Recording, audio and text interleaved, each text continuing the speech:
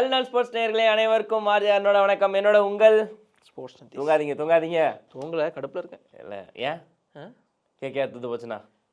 நேத்து ராஜஸ்தான் ஜெயிக்கணும்னு சொன்னேன். ஆமாம், தோத்து போச்சு. நைட்டு நைட்டு மீன்ஸ் நேத்து முந்தா நேத்து சிஎஸ்கே அதுக்கு முன்னாடி பஞ்சாப் ஜெயிக்கணும், அதுவும் தோத்து போச்சு.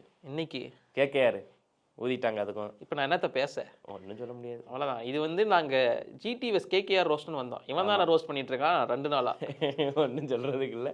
ஆக்சுவலாக ஒவ்வொரு நாளுமே வந்து சரி இதெல்லாம் நடக்கும், ஏதாவது நடக்கும்னு சொல்லிட்டு நான் எதிர்பார்ப்பேன். ஆனால் எதுவும் நடக்கலை. ஆனால் எனக்கு இன்னைக்கு ஆக்சுவலாக கேகேஆர் டீம்லேயே ஒரு பெரிய குழப்பம் போய்கிட்டு இருக்குதோ தெரியல எனக்கு. ஆனால் என்னடா பண்றீங்க அப்படிங்கிற மாதிரி. அதேதான் ஜிடியில் வந்து வழக்கமாக அந்த டாப் 3 அவங்க மட்டும் மேட்ச் முடிச்சுட்டு போயிடுவாங்க. அதே தான் நடந்துருந்துச்சு. அதுவும் கில்லு வந்து ஸ்டார்ட் பண்ணுறப்போ கொஞ்சம் ரொம்ப ஸ்லோவாக தான் ஸ்டார்ட் பண்ணாரு. ஆனால் அதுக்கப்புறம் எடுத்தாரு பாருங்க ஒரு வேகம், வந்தாரு பாருங்க நம்ம ஹர்ஷித் ராணா ஃபார்முக்கு கொண்டு வந்தாரு கில்லு டாப்ல. அதாவது அந்த மேட்ச்லேயே ஃபார்ம்ல இல்லாத ஒருத்தர் அதே மேட்ச்ல ஃபார்முக்கு வர வச்ச பெருமை ராணாவையே சேரும். வந்து வேகமாக போட்டு 2 4 போன உடனே ஸ்லோவர் பால் வேற இதில்.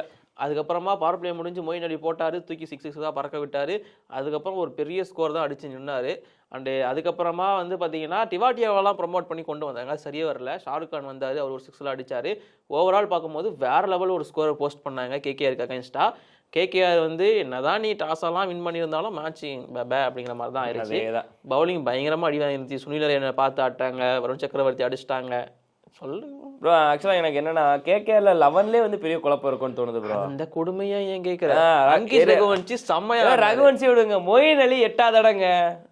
அந்த ஒன்றும் பண்ணலாம். அங்கேயே ஒரு 8வது இடம் அங்க வந்து ஒன்றும் பண்ணலையே. மனச்சாட்சியோட இது பண்ணணும். இப்பெல்லாம் பண்ண முடியாது. ரகுவன்சி 9வது இடம். அதுக்கே அதான் ரகுவன்சி வந்து செகண்ட் டவுன் வரக்கூடிய ஒரு பிளேயர். அங்க வந்து எவ்வளவு விஷயங்கள் எவ்வளவு அழகா மேட்சை மாத்திருக்காருங்கிறதும் எல்லாருக்குமே தெரியும்.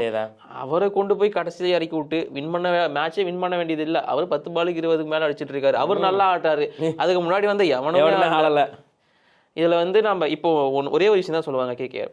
அவங்களோட மிடில் ஆர்டர் வந்து செக் பண்ணப்படல.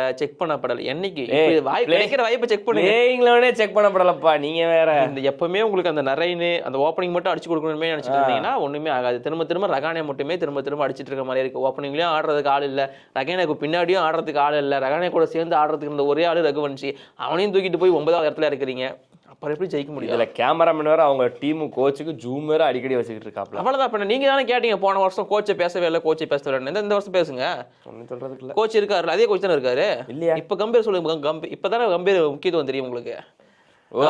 அப்படி அப்ப ஸ்ரேயஸ் முக்கியத்துவம் உங்களுக்கு தெரியாது கடைசி வரைக்கும். அப்படின்னா இப்ப என்ன இழுக்காது. அதுல கம்பீருக்கு சப்போர்ட் பண்ணல சொல்றோம் பொதுவா. இப்ப கோச்சு தானே காட்டல நீங்க போன வருஷம், அதான் இப்ப காட்டுறோம் அப்படின்னு சொல்றாங்க. சொல்லாம சொல்றாங்க அவ்வளவுதான். பட் ஆனா என்னன்னா ஒரு நம்ம பிளேயர்கள் இருக்கிறாங்களே, ஒரு ரமன்தீப் சிங், ஒரு ரசலு, ஒரு ரிங்கு சிங்கு, நரைனு, இவ்வளோ பேர் இருந்தும் அந்த டீம் அடியில எங்கிட்ட மேட்ச் ஆரம்பிக்கிறதுக்கு முன்னாடி கேகேஆர் பேட்டிங் ஆர்டர் நல்லா இல்லையா அப்படின்னு அபியானம் கேட்டாரு. நல்லா இல்லையா என்னன்னா சொல்றீங்க? சுனில் நரேன் இருக்காரு, டிகாக் இருக்காரு, இல்லைன்னா குர்பாஸ் வருவாரு, ரகானே, ரகுவன்சி, ரிங்கு சிங், ரமன்தீப், ரசல் என்னன்னா இல்லைன்னா இப்ப இல்லதான் அவர் சொன்னதா இல்ல. எவ்வளவு பில்டப் பண்ண குர்பாஸுக்கு தலைவன் வந்துட்டான். இன்னைக்கு சம்பவம் காத்திருக்குது. மட்டுமா நான் பில்டப் இட்டது இல்லாம டீம்ல எடுத்து கேப்டனா போட்டு டீம்ல நான் ட்ரீம் ஆடல. வருத்தம் இல்ல நான் ட்ரீம் லெவல்ல ஆட மாட்டேன். இது இல்லாம எங்க ஆபீஸ்ல எடுத்தவன் எல்லாருக்கிட்டையும் குர்பாஸ் வந்திருக்கான், குர்பாஸ் எடுன்னு சொல்லி அவங்க எல்லாம் என்ன திட்டாத கூட ஒன்றும் சொல்றதுக்கு இல்லை. ஆக்சுவலா வந்து எல்லாத்தையுமே தாண்டி அவங்களோட ஒட்டுமொத்த ஸ்ட்ராட்டஜியுமே வந்து பிளான் எல்லாமே உடஞ்சிருச்சு. ஸ்ட்ராட்டஜி இருந்த மாதிரியே எனக்கு தெரியல. பவுலிங்ல அடி வாங்கிட்டாங்க. ஹர்ஷித் ராணா இவங்க 2 பேர் தான் வழக்கம் போல நம்புறாங்க. அதை வச்சு இல்ல ஹர்ஷித் ராணா பேச வேணாம். இதை கான்ட்ராக்ட் வேற. ஸ்பின்னர்ஸ் நல்லா போட்டாங்க. சரி ஓகே. ஆனால் கேகேஆர் பவுலிங் வந்து சொதப்பிருந்தாலும் அவங்களோட பேட்டிங் ரொம்ப பெருசாக பர்ஃபார்மன்ஸ் பண்ணியிருக்கணும். ஆர் யாருமே பர்ஃபார்மன்ஸ் பண்ணல.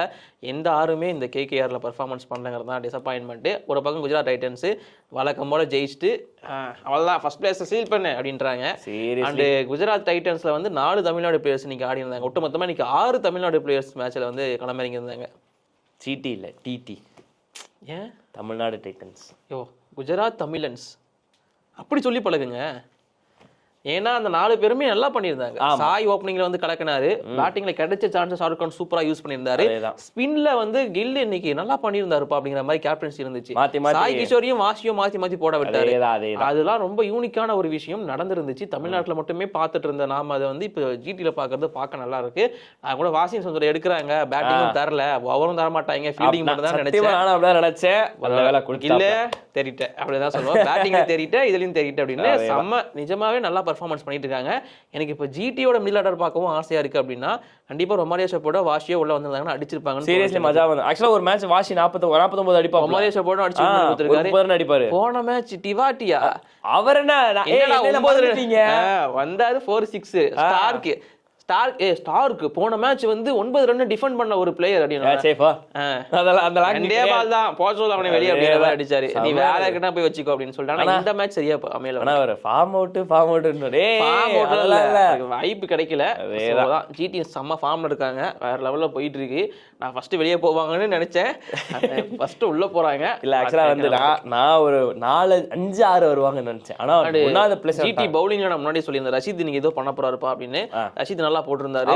பிரசித் கிருஷ்ணா அப்படியே கன்ஃபார்ம் கண்டினியூ பண்ணிருந்தாரு. டிஎஸ்பி சும்மா இருக்கு, டிஎஸ்பி செம்ம சார்ஜ்ல இருக்காரு. அவரேஜ் டிஎஸ்பி ஃபுல் சார்ஜ்ல இருக்காருங்க. அவரேஜ் அதான் பர்பிள் கேப் வின் பண்ணி வச்சிருக்காரு, நல்லாவே ஹோல்ட் பண்ணி வச்சிருக்காரு பிரசித் கிருஷ்ணா இப்போதைக்கு. அவரை பத்தி நான் பேச மாட்டேன். சரி முடிஞ்சிச்சு மேட்சே முடிஞ்சு அவ்வளவுதான். ஒட்டு மொத்தத்துக்கு நல்ல ஒரு வெற்றியோட ஜிடி வந்து நம்பர் 1 பிளேஸ்ல போய் சீல் பண்ணிட்டாங்க. இப்போ இவங்களுக்கும் டெல்லிக்கு தான் மிகப்பெரிய போட்டி இல்ல.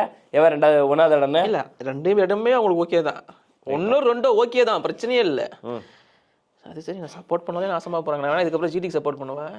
நீங்க ஃபுட்பால் பார்க்க போயிருங்க. சென்னை சப்போர்ட் பண்ண நாசமா போச்சு ப்ரோ. தமிழ் தலைவாசம் மறந்துட்டீங்க ப்ரோ. அதான் ஃபர்ஸ்டே